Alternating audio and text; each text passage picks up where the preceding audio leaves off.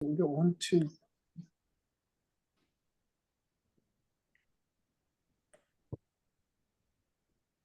Oh, So there's we Tim. have, Hey, Tim. I cannot see everyone.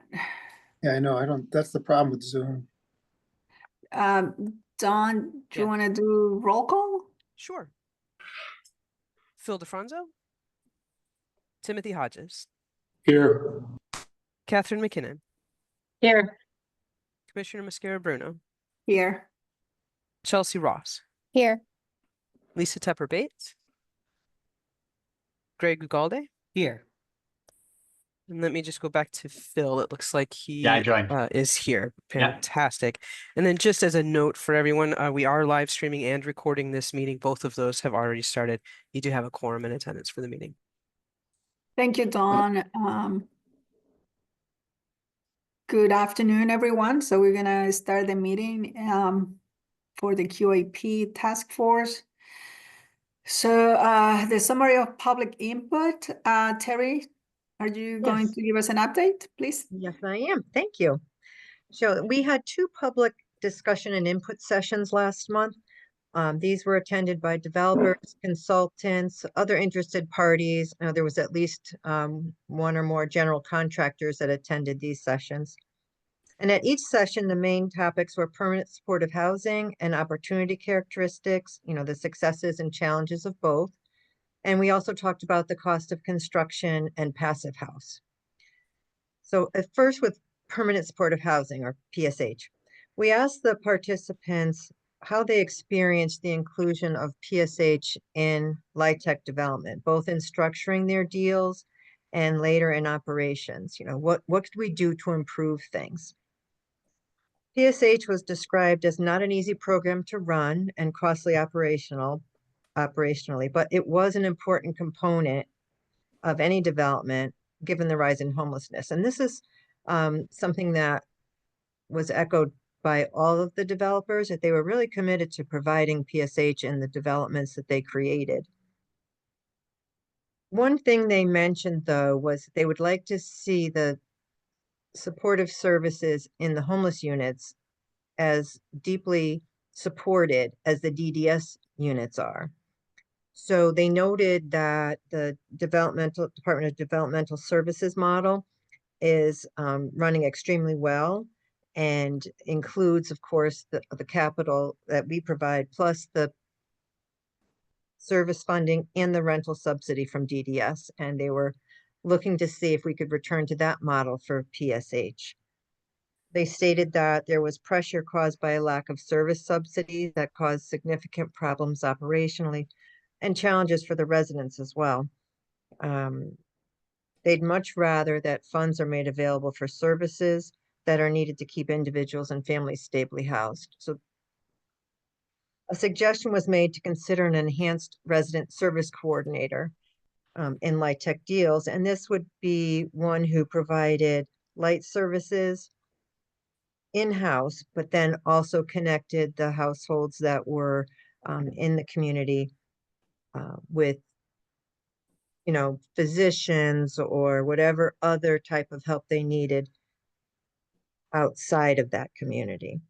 So there was no clear definition, though, of what is an enhanced RSC, the credentials that might be required, or what services they would offer. So we're going to look into that a little further and see if anyone else is using a model like that, or what exactly it would mean to do so.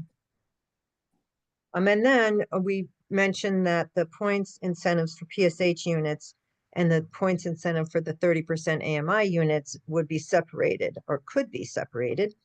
And they pointed out that it would be challenging to do a deeply skewed project with units going toward the extremely low-income households.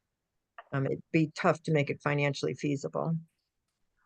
Developers working in other states pointed out that Massachusetts makes 16% of units in a development at 30% AMI, a threshold item in their QAP, and then provides an incentive of 8 points for supportive units above and beyond that baseline. Rental vouchers can be applied for at the same time as the capital funding, and then up to $1,500 per unit would be provided for services.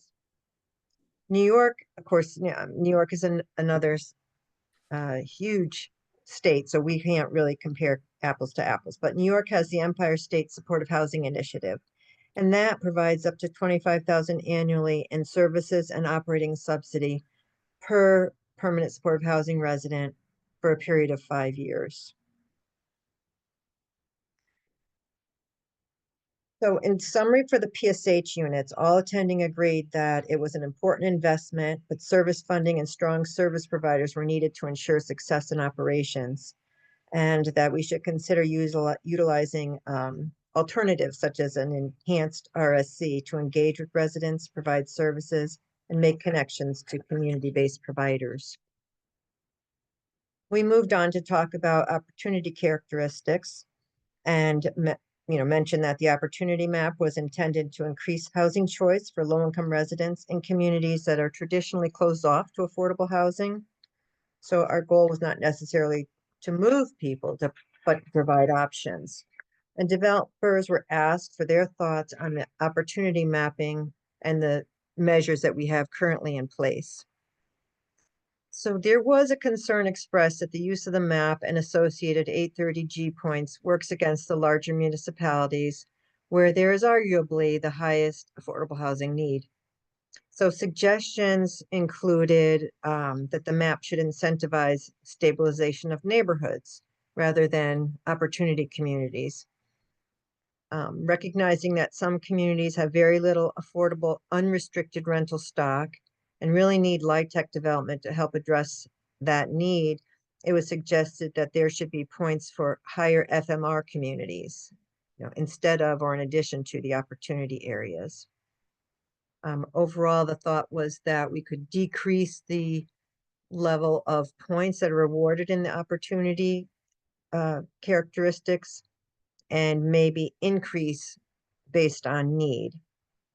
So we talked a little bit more about that, about how we could incentivize need rather than focus on geographic considerations. So obviously there's need everywhere, and the concept of incentivizing that might be somewhat challenging, but developers stated that investment only really occurs where a locality is willing and the infrastructure is available to support LIHTC development. Almost any other development will become cost prohibitive. Developers suggested that they look for parcels that will score well, which is not surprising. So maybe the site is in a QCT, or it's in an opportunity area and scoring highly, or the town has an affordable housing plan. And the suggestions included using alternative measures. Use fair market rents in an area, or use the area median income of the community. Level the playing field by decreasing the incentives in the opportunity characteristics category. I'd mentioned that earlier. Look at the income demographics and seek to serve the most vulnerable and rent-burdened households. I don't think we currently have the data on a town by town, but we do have it by different regions, and they don't necessarily overlap, but we might be able to find it by COGS, or we could find it by counties or continuum of care regions. So that becomes a little challenging too. So for passive house and construction costs, developers find that costs are much higher with passive house, both in time and money. And it's very hard to value engineer a project that's experienced cost overruns when you have passive house in place, just simply because there's so much engineering that goes in. Developers pointed out that passive house design and construction not only increases the hard costs, but the soft costs as well. Architectural, environmental reviews, passive house reviews, and additionally, the construction costs that and the time it takes to design and build really drives up the cost in the development. So it was suggested that perhaps we move to enterprise green community standards instead of passive house. We are having another public discussion meeting tomorrow. This one will be with property managers and housing authorities. We will intend to have another subsequent to that with just generally to gather any more feedback there might be. And of course, we will be looking to have a public hearing and in the June timeframe.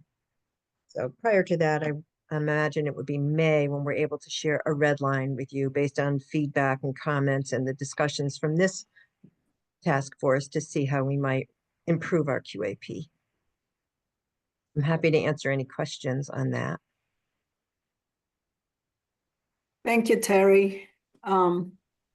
Question from the group I have a comment or comment? on the resident services coordinator. That's something that I've been putting quite a bit of effort into in the last few months and have found some of the work that SAFE has done, the Stewards of Affordable Housing for the Future, to be really interesting in trying to develop a resident services program for our LIHTC developments. It's a little challenging because most programs are focused on senior housing or people with, significant disabilities, and that sort of light touch is a little harder to get your arms around. So, I would encourage you to look at that SAFE information. I thought it was really good. Thank you. Thank you. We have experience with SAFE. They participated with us on a panel at the housing summit in the fall. So we'll reach out to them, Kathy. I think that's a great referral. Any other comments from the members of the task force? I think that it would be very interesting to look at the recommendation to modify away from passive house and to the I'm going to get the name wrong, Terry, but the environmental standard that you mentioned. Enterprise Green Communities. Enterprise Green Communities, yeah. I don't hold myself out as any expert on that, and I have always felt very positive about our shared desire to try and make the housing as energy efficient, as green as we can. But I think there is a balance that we need to strike. And it's concerning to hear the confirmation that you just provided that it's not just the hard costs that are higher and hard to value engineer, but that the soft costs are higher. I think we just have to be very realistic that there's a trade-off. Every dollar more you spend on a given unit is a dollar you're not putting into yet another unit of housing. So thank you for looking into that, and I think it's well worth thinking about shifting that standard. Chelsea? Thank you, Lisa. Chelsea? Just shifting back onto PSH and Enhanced Resident Service Coordinator. I know that there's plans to talk with property managers as one of the next in housing authorities. I'm wondering how useful, I'm anticipating that it would be pretty useful to talk to some tenants in LIHTC developments about their service needs, existing properties, to sort of understand what the right mix could be. And I think it could be pretty illuminating as we're thinking about what folks need and what that could look like.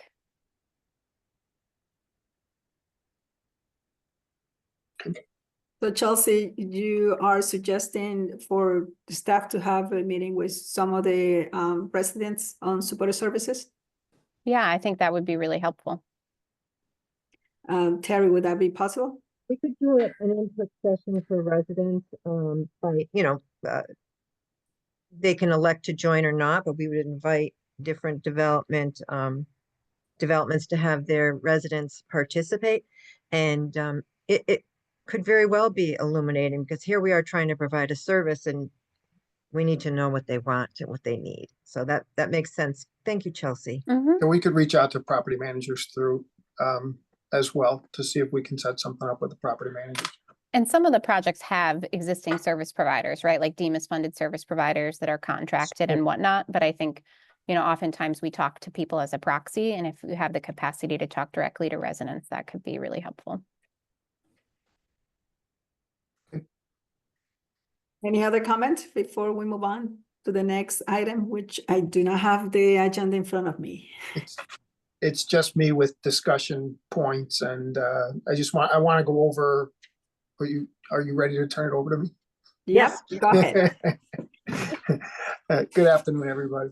I just wanted to, I know last time around, we went through and did a very high level overview of what the QAP actually says and what the categories are. I want to get a little deeper into where the points are because this conversation is going to turn to some of the areas like supportive housing and the opportunity map, where we're going to dive into the actual points and how it all aggregates up together. So once again, there's a total of 100 points. There's a summary of the different point categories on pages 14 and 15 of the QAP, if you wanted to look at the summaries.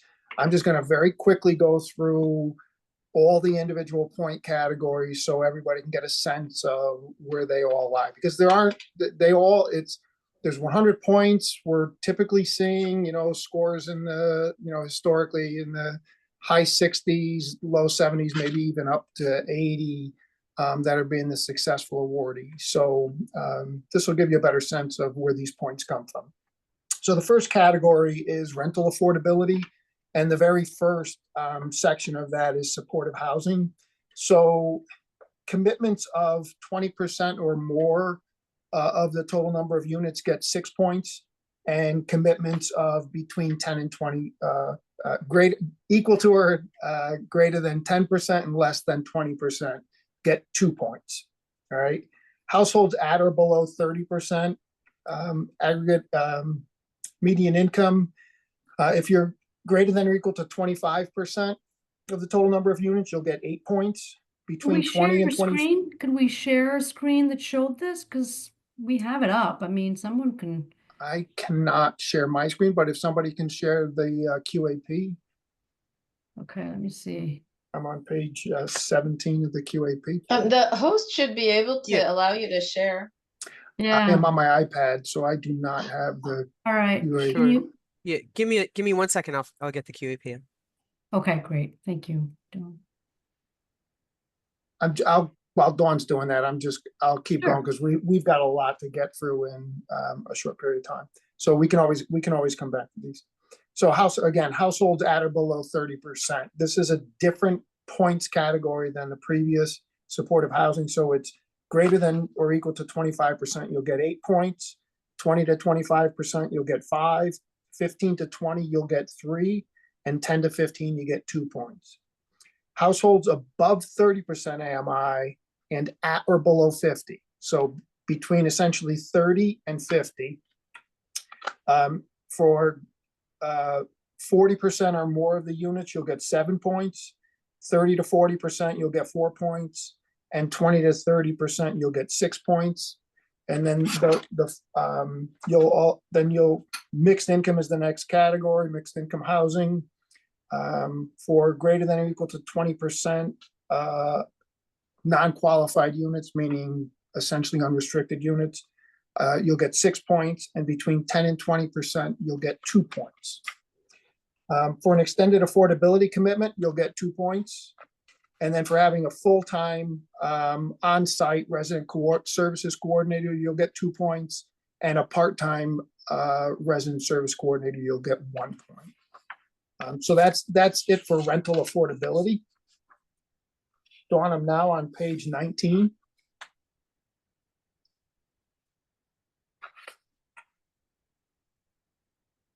Is that 19? 19 on mine is the next page for you. Oh, no, keep going. 19. All right, right there. Yep. So financial efficiency and sustainability under cost effectiveness and hard costs. We give points for deviation from our stated per square foot construction costs. And so if you're between if you're plus or minus 5%, you get 2 points. And if you're between 5% and 10%, you'll get 1 point. For this next category, the credits per qualified bedroom, we rank the awardees. We rank the applicants based on the number of credits that they're getting per qualified bedroom, and the lowest number of credits per bedroom will get 5 points, and then we'll work our way down to 0 points for the highest number of credits per bedroom. credit equity of less than 50% of total uses is 2 points, and that's exactly what it says it is. It's if your credit equity equates to less than 50% of the total uses, you'll get 2 points. And then the commitment of other permanent funding sources in excess of 5% of the proposed development's total development resources, you'll get a point. On next page. Building plans and specifications, if you're at 90% or higher upon submission of the application, you'll get 1 point. And then these are the sustainability design points in F. So I'll read the points, but I'm not going to get into what the different standards are. If there are questions about that, we can provide information describing each of the different tiers. And so in fact, what I'll do is just say that for different tiers of energy conservation, you'll get different levels of points depending upon which category your project falls into or which category you design your project to meet. And those points range from 1 to 4 points, as you can see in F. In G, cost effectiveness, cost efficient designs. So you get 2 points if for each of the top 2 proposed developments with the lowest percentage of intermediary points. So only 2 of the top 2 scoring projects will get those 2 points. On page 21, the next category is local impact. This we'll be concentrating on a little bit.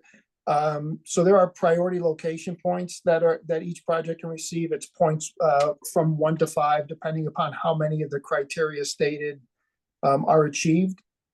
And we're looking at each of these criteria. Some of them may be repetitive throughout the QAP, and we want to try to eliminate any repetition. But you'll see things like existing or planned sewer service, existing or planned water service, local bus service 7 days a week. So that's the local impact points. And you get 1 through 5, depending upon how many of those criteria you achieve. B on page 22, transit oriented. If you're proximate to transit oriented, which is within a half a mile of an existing station or hub, you'll get 2 points. And then proximity to amenities, 2 miles within, with grocery stores, shopping, pharmacies, you'll get a point.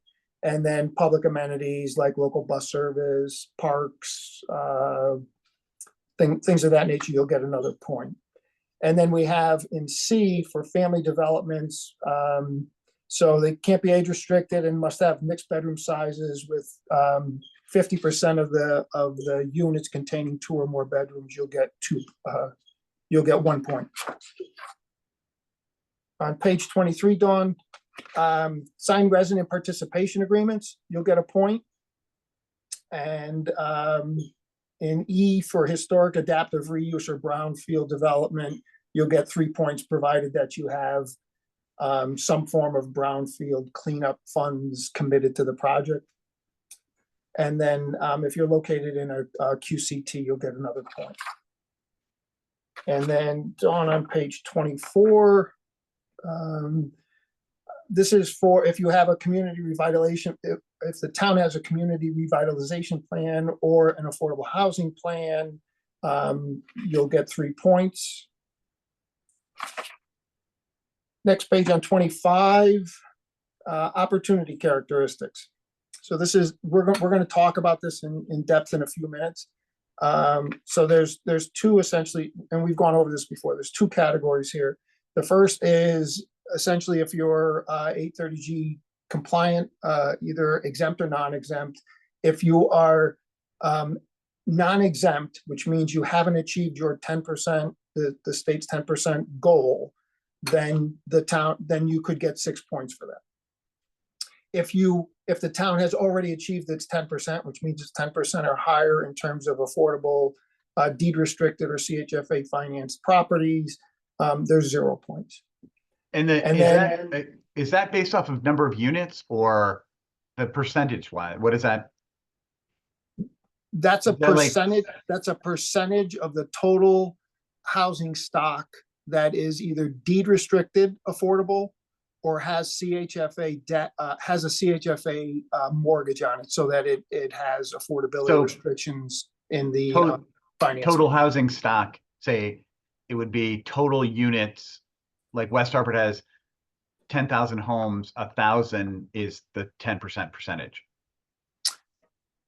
It's Phil, not I can based al- off, Yes, so DOH, Mike Santoro over at DOH is the steward of the calculations. I can get I'd rather defer and get an exact calculation for you. It okay, is my understanding curious. that it is the percentage of housing units that are either deed restricted, permanently deed or not permanently, deed restricted, or have a CHFA form of finance on it that would require restrictions. So. Got it. But I'll get an exact Okay. definition and make sure everybody gets a copy of it. So on to H. This is the opportunity map that everybody has heard so much about. These are the points that are attributed to the opportunity map. And so just for the sake of going through this exercise, you can take a look at. So a very high, what's described as a very high census tract in the opportunity map would get 9 points. High would get 8. Moderate would get 6, low would get 2, and right now very low gets 0 points. We'll get a little deeper into this in a few minutes. Next category, Dawn, on page 26, qualifications and experience. This is just to identify how much LIHTC experience you have. So the first points are awarded for the number of LIHTC projects. So if you have 6 or more projects that are in operation for more than 5 years, you get 3 points. Between 4 and 6, you get 2. Between 2 and 4, you get 1. And then the number of years of LIHTC program experience for 10 or more years, you'll get 2 points. And between 5 and 10 years of experience, you'll get 1. And then developer sponsor resources. So depending upon the percentage of permanent developer or sponsor resources, if it's equal to or greater than 10%, you'll get 3 points. 5 to 10, you'll get 2 points, and below 5%, you don't get any. On page 27, C is for women or minority participation. You'll get 2 points for that. And then if your contractor is a Connecticut-based general contractor, you'll get 1 point. All that adds up to 100. And so you can see it's a lot of piecemeal, and there are a lot of ways to achieve points, a lot of different ways to achieve points, and there's a lot of ways to aggregate points to get to what could be a successful application. I just had another question, sorry. Yep. No. What happens if, and then like, is there a threshold that I have to hit to apply? And then my next question is, what happens if I'm like, if the threshold's 70 points and I hit 69, do I like automatically get rejected? No. So there's no point threshold. Okay. So theoretically, if we got 5 applications and the highest scoring application was 32 points, that would get an award. All right. But there are a series of, on pages 7 through 10 of the QAP, Okay. there are a series of actual thresholds. There's 22 different thresholds that you have to meet to submit an application. And then the points characteristics will all be aggregated together to determine which of those applications scored high against the other applications. So again, but we've over our history, most recent history, we've seen scores in the, I would say, mid 60s all the way up. I think we've had some in the low 80s. I mean, to get into the 80s, you're working hard. You've got a really, really good project. Yeah, And if Phil, I meet- and we only get about a little over 10,000 in credits. 10 So million. we usually get what, like 6 projects. So the Yeah. high score gets, and then we go down to who is next. But Yeah. if I have to meet certain things, and is it timely? So if I miss one of those thresholds, then I have to wait a year, like I have to wait for the next. Yeah, unfortunately, Okay. yeah, and we have very historically been very strict with those thresholds. We have to be. Yeah, We're trying to create a very, very fair process across all applications, across the state, across all applicants. So, we are very, very tight in terms of submission requirements, timelines, compliance, all the issues that are in makes the sense. thresholds. Unfortunately, Bill. two Greg- deals. Sorry. Greg has his hand Oh. raised. I was just gonna say that unfortunately, two situations are never the same. right. So you always have to look at the facts before you Yeah. make the same decision as you made the last time. And so we're doing that very well, I think, giving credence to the facts as opposed to, well, we've always done it this way, Yeah. Yeah. Sorry. Go ahead, Greg, sorry. Greg, you're on mute. Greg, you're on mute. Greg, you muted. Greg? It's Since not, while there it we're goes. waiting for Greg, can I talk? Yeah, there we go. Kidding. There we go. So, looking at the points that we give for experience, totally understood, that's very helpful and it's meaningful. But the flip side of that is we're always looking for new people to get involved. And maybe there's a way that we could incentivize classes or certifications or webinars, something that shows that new applicants are taking an interest in it and are preparing the best they can to sort of offset the points that in effect you're netting out to the experienced players all the time. Just an idea, because we're going through this a lot, trying to bring in new labor into the industry, to bring in new builders and developers. Just it's a constant effort to cultivate new. Thank you, Greg. Understood. Tim?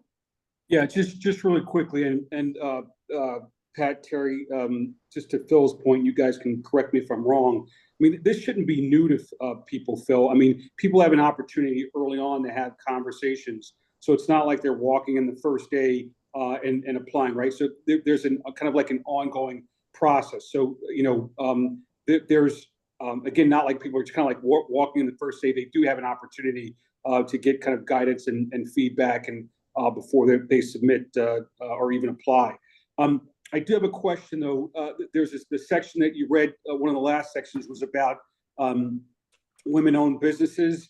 And I'm wondering, and maybe we've had this discussion, but given the kind of position of the new administration, is there an impact or potential impact to us? And I'm asking because, in my own company right now, it is a huge topic of discussion almost on it's certainly a weekly basis, and a lot of changes have occurred. So if it's happening, here, I have to imagine it's, it had a potential impact there. Yeah, so Tim, we are looking at this, and obviously you understand that this is a federal program, and there's probably going to be heightened scrutiny over. My understanding is the administration is looking at, documentation surrounding their programs, even as states administer things. So we are sensitive to this. The 2 points that we've offered for women and minority participation, and this has been in our QAP for a long, long time. First of all, it hasn't been as effective as we had hoped, but it could also be. We're looking at it because it could also be a point where we get picked up for having DEI language in our QAP. So we are looking at it. We've consulted with outside counsel, and we're considering what our alternatives are in terms of still trying to get to that group and get participation out of that group without subjecting ourselves to any potential bad outcomes. It's kind of what Greg was also talking about, new developers and how do we incentivize new people to come in, is what do we want to look at? And maybe it's size or something else, but it's still trying to get to incentivize new developers as well as minority and contractors and women-owned businesses. Lisa? Thank you. I did just want to second, Greg, I really like the idea of offering a certification because you're right, it creates a kind of barrier, frankly, to the engagement of new developers. So that's a great idea to have a certification of some kind. Did I see properly, Pat, that we offer more points for minority or women-owned businesses than we offer for Connecticut businesses? Yes, we offer 2 for, but you could pick up 3, right? If you have a minority Connecticut-based GC, you could pick up 3 points. So Yeah. yes, but you are correct. We offer 2 for minority or women and 1 for Connecticut-based. So I personally think that's sort of just worthy of some thought. I don't know. They're both worthy goals. I don't know that we should have 2 points for an out-of-state developer, however worthy that developer is, and 1 point for an in-state developer. It would seem, and that there might be good reason to think about it that way, but I think we really want to incentivize jobs in Connecticut. So that's worth, I think, some consideration. And also, Pat, I don't want to miss the discussion if it's further down in our agenda today, but are you prepared at this point to talk a little bit about what you think the impacts of the previous versions opportunity map considerations have been? We can talk about that in our discussion. I mean, the short on that is that we have seen again this year, the successful applicants are going to be in your higher opportunity communities. So we are, but again, there's a lot that goes into that. There's been an opening in those communities for development of affordable housing. So there could have been pent up demand, people trying for years to get approvals, and now with the affordable housing plans in place and more openness to try to get to your 830G 10%, a lot of communities are starting to get on the train for affordable housing, right? So it could be that. I don't want to say there's an exact correlation between our installation of the opportunity map and the results of the 9% awards. I guess this could be a good segue into what we're thinking, because today what we want to do is just talk through the concepts of what might be a good alternative to the opportunity map. And first, I want to say that we're not gravitating towards producing another map. We're looking to come up with a different measure, but the visual of a map, no matter how many times we've tried to slice it, it's always going to look, it's not going to look great, depending upon who you are, right? So what we're looking at this point, and I'm gonna ask, I believe Marcus is on. I'm gonna ask Marcus to talk through the indicators of what we're looking at in terms of trying to define how we want to incentivize essentially location of our 9% awards. Marcus, are you available? I'm here. There you go. All right. Thanks, Pat. Right. So I think the commissioner mentioned it. I think grounding this in the fact that we only have $10 million really of credits to allocate every year. And a portion of those are going for preservation, right? So it's really $7.5 million that are set aside for creation of new units. Rethinking how we prioritize the location of those units is what we're kind of talking about now. And if you juxtapose to the opportunity map and the opportunity index, which uses kind of maybe something more aligned to quality of life measures, right? So proximity to performing schools, poverty rate, other things that aren't necessarily housing specific per se. It may be more prudent instead to place greater emphasis on housing specific metrics. So I'd like to spend a few minutes talking through some of those metrics that have kind of bubbled up in our conversations internally, and just to share them with you and get some feedback from you. So we start from a place of there really are two fundamental drivers of housing, the current housing crisis right now, and that's affordability and availability. So if you think about affordability, HUD determines that any household paying more than 30% of their income on housing is effectively cost burdened. So one way of evaluating a lack of affordability is measuring how many households are cost burdened in any one location. And given that the source we're evaluating is the LIHTC program, specifically how many households are cost burdened and earn less than, say, $50,000 a year, right? So if we take that, so one metric could be the number of cost burden renters earning less than $50,000, right? And a higher number would indicate a greater need for more affordable housing, right? So another metric we're looking at, so if adding to that would be an analysis of gross rents or rents, and then the change of those rents over time to help identify maybe what might be considered more expensive, more dynamic rental markets. So another metric would be median rents and the change in that median rent over time. And these metrics could intend to show the most expensive rental markets in the state at any one point, and then any trends in those markets. And again, higher rates of change could signal a rapidly escalating housing affordability crisis in that one location.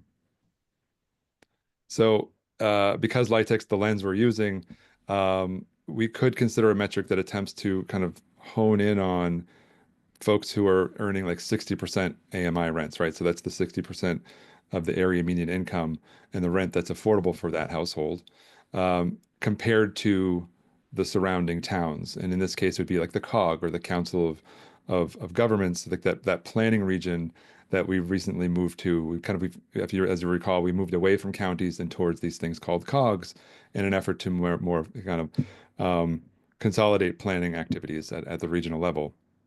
So looking at 60% of the gross rent of a town compared to the median rent of the region, this metric estimates town affordability in the respective region, and a higher rate within a town indicates it may be less affordable than its neighbors, right? So that's the third one.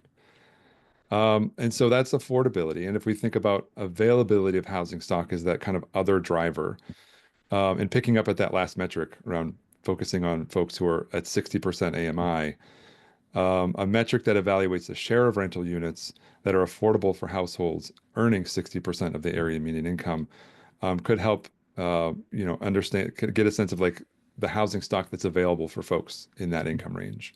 And again, a lower share of units would indicate the need for more affordable housing in that region. And so while Connecticut's overall population has been somewhat flat for a while, the rate of household formation continues to grow pretty much across the state. And household formation is defined, as the name implies, as the increase in the number of households. That's it, right? So one way of thinking about that is if you have a college-age kid graduates college and moves out of their parents' house and gets an apartment, right? So that household of 3 people became a household of 2 people, or 1 person, depending on how many parents, and then the college-age kid who moved out. So that becomes 2 households. That is a new household that's been formed. So tracking and measuring household formation could help estimate the change in households over time, and assess things like demand, and indicate, and it could also show decreased vacancy of a town. So in this case, a metric of household formation, the increased household formation, or a higher than average formation rate, say, compared to the area, could indicate heightened demand. And so the final metric that we're thinking about in the availability of housing stock bucket, there's a saying that says housing is where jobs go to sleep, right, at night. So the proximity of jobs can serve as a tangential metric, not necessarily maybe on the nose as the others, but it's close to something that could lean towards housing demand.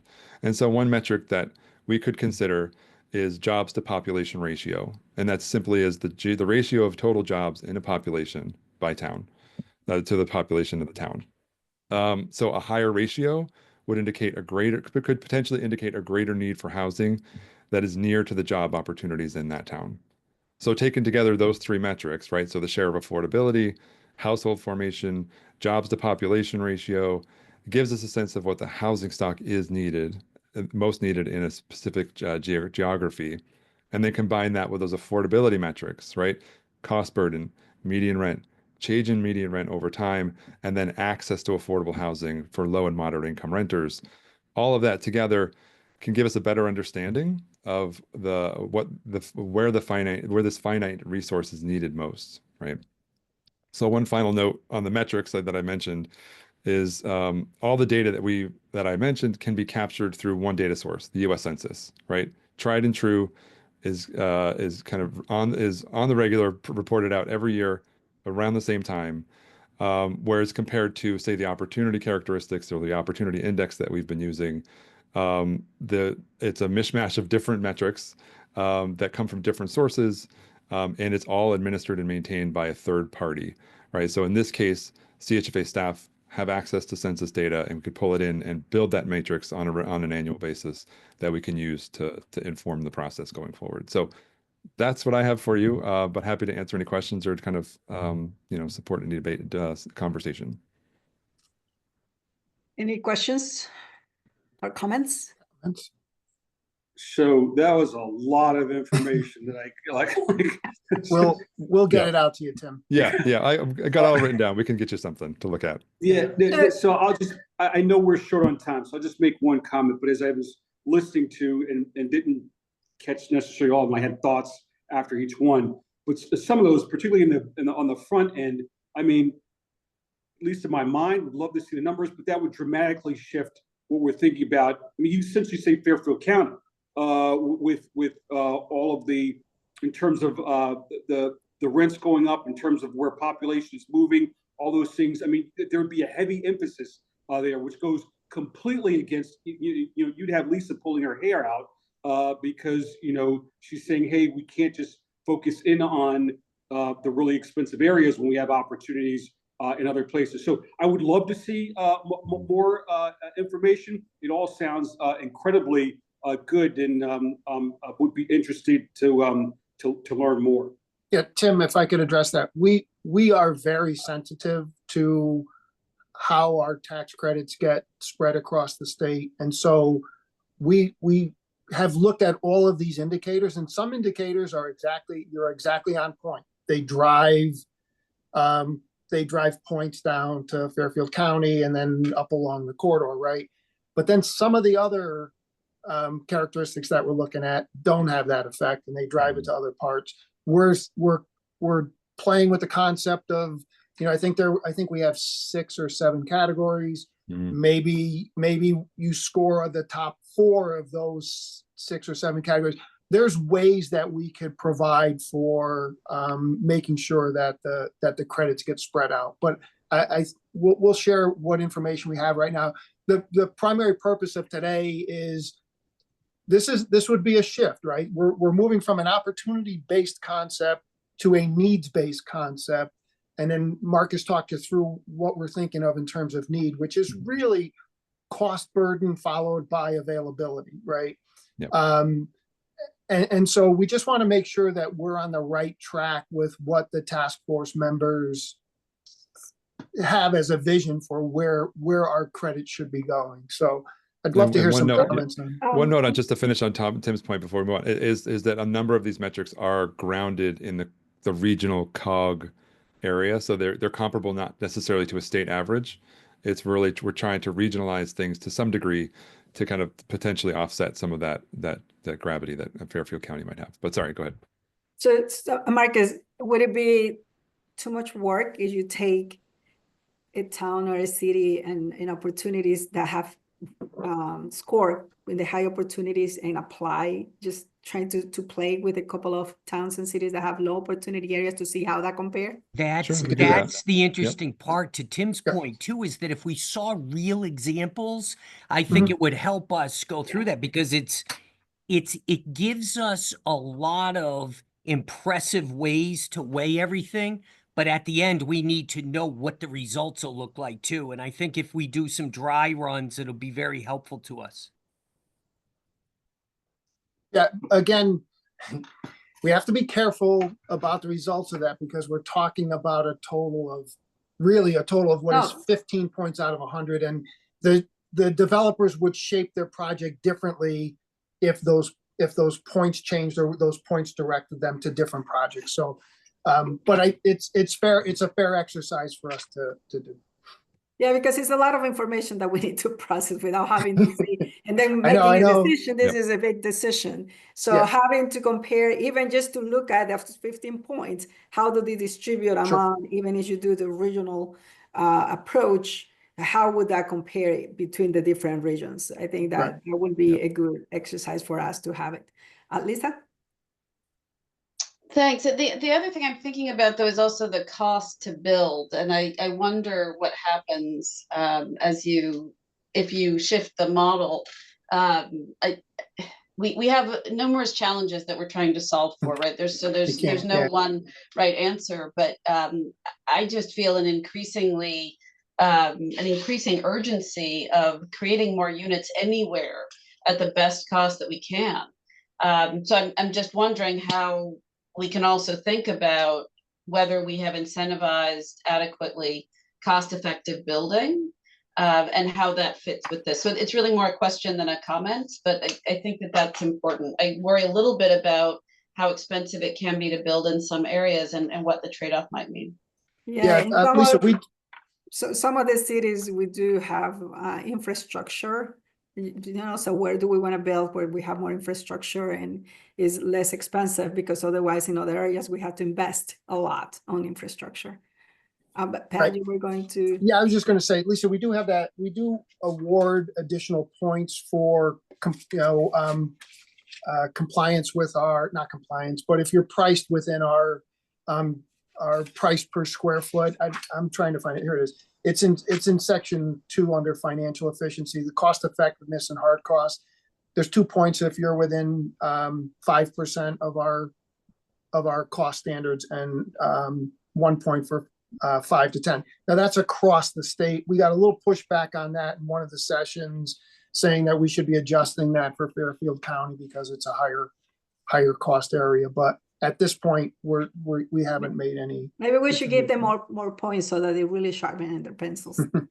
Kathy? Kathy? Yeah, so in terms of the census data, what level are we looking at, by municipality or by the COG or by the? That's a great question. Yeah. So right now we're looking at municipality, Okay. but we certainly could go, to the census tract level if that's where the recommendation's headed. But right now we're at the town level. Okay. And then in terms of sort of the other players that are out there, the Connecticut, what is it called? The Open Alliance and Desegregate Connecticut. I mean, how would this meet any of their goals? And if not, how is that process managed, I guess? Yeah, so we're gravitating toward owning our own map and owning our own resources and having control over it. While we think that the opportunity map served its purpose, it was a little constraining to us, and we were at the mercy of the providers of the map to update it when they felt it was necessary. So we're moving towards a situation where CHFA develops, designs, and maintains the opportunity map. I mean, the whatever it is, whatever the measure is, and we really are looking more towards a chart. So you would just go on to the website and bring up your town or your census tract, whatever we, and it would give you all the characteristics there, rather than having a map, because sometimes the maps give the wrong impression of what's available. I mean, I think it's a great idea. I'm just trying to figure out if Sale is going to get sued. Well, it's also, this is all in combination with our comprehensive plan with the departments, which we also finishing up, and it's actually up for public comments. And because that's what the governor is going to sign, right? These are the policies that we together are going to be managing. So what it makes sense, we have to review what it is, know what some people think. I mean, at the end of the day, we have public comments. We have to get together and we have to see what's the best for the state. One more thing I just want to add, Kathy, I mean, that's a good comment. I think one of the things we're looking at is, besides the map, we also have the 830G metric. And so, you know, we did a quick analysis before the meeting, and many of the census tracts that are ranked very high and high opportunity are also 830G towns. So it's possible that in combination with some new, some of the work we're doing around sort of need and affordability, we could keep some elements of the 830G points and perhaps have something that's a little bit more respects the fact that there's housing need in urban areas, but that there's also a paucity of housing units in the higher opportunity areas. And maybe we could kind of balance the two out in a way that makes sense. But I mean, I think the fact that the data seems to show that a lot of new housing has been built in communities where it was never built before with the LIHTC. I mean, I think that's, you don't want to lose that success, you know, but. I and don't this is- think we, Kathy, I don't think we're going to. I think, Yeah. I don't think it's just our QAP that's resulted in that. Yeah, yeah. You know, I don't think it's the 9 points in the QAP that's resulted in it. I think there's a change in mentality, or we're at the beginning stages of a change in the mentality of municipalities in Connecticut. True. Thank you. We only have like 2 minutes left, and we wanted to at least broach the subject of the supportive housing and some of the thoughts that we had in response to, this is probably the single most talked about points over the past 2 QAP cycles. So I don't know, Nandini, can you do this? Yeah, I'll take it. Sure, I have 2 minutes. You know, I think we've been struggling with how to make less arbitrary decisions about supportive housing, right? I mean, right now we just are requiring or incentivizing supportive housing, but they rarely come along with the funding. And we've lately seen a lot of DDS units, is essentially all we're seeing. And then we're also seeing some 811, I believe. So I think one of the things we're trying to figure out is, as Lisa asked, like, what is the need and where is the need? Don't know that I have a great answer today, but certainly we've heard anecdotally, but also we're seeing some results from the study that was just done, that was commissioned by the state, showing the need for, I think, 3,000 units of permanent supportive housing, mostly centered around the metropolitan areas, which is, I think, validating what we've previously thought. And so I think the question, I think, for the task force is, do we want to continue to see supportive housing created through the 9% program? I think if we do, we need to figure out how to make it so that we either support it through services funding, which DDS is. So is that our only option for 9%, is the DDS funding? To a lesser extent, 811, but that's a lighter touch. We could pursue the SAFE model.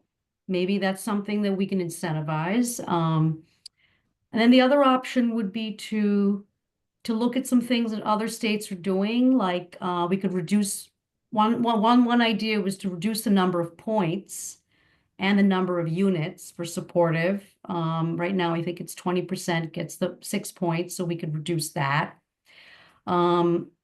And then I think there is an idea about potentially funding a reserve, which is something we've done previously, but we could look at providing a boost of credits for supportive housing units committed to by the developer of a certain percentage in a certain location that we would favor, you know, things like that. So we'd have to come up with ways that we would, A, figure out how many units we wanted to incentivize, B, if we wanted to geographically center those units in specific areas of service provider availability and need. And 3, how would we actually fund the services? So I don't have answers, but we can continue working on these 3 sort of questions and come back to you with some more ideas. Fortunately, we've run out of time. Oh, good. Commissioner, I think Anybody you- has any comments before we end with that? I just want to compliment Greg and Lisa on the improvements that they've made to their offices. Commissioner, you have to do the minutes from the February task Right, force. so no comments on that, okay. Can I have a motion to approve the minutes for the QAP task force, low-income housing tax credit for February 25th, 2025? Second, Thank you. All those in favor say aye. Aye. Aye. Opposed? None, minutes carry, I mean, the motion carries. Can I have a motion to adjourn the meeting? Moved. second. Thank you. All those in favor say aye. Thank Aye. you so much. Thank you. Thank you, everybody. Thank you very Conversation. much. Thank Bye-bye. you. Bye.